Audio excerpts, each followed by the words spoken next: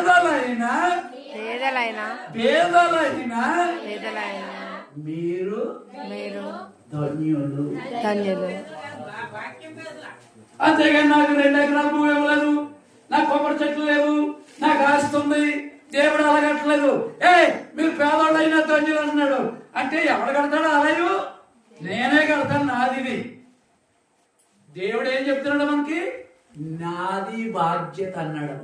కానీ మనకు కూడా బాధ్యత పెట్టాడు దేవుడు.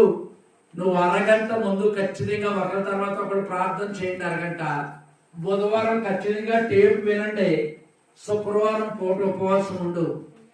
వారానికి 3 సార్లు అతను వద్దనడు లేదని కాదు. బుధవారం అతను అక్కర్లేదు, పాస్టర్ అక్కర్లేదు. ఇక్కడ ప్రవక్త గారు లోపల ఉన్నారు, రికార్డింగ్ చేయబడ్డది.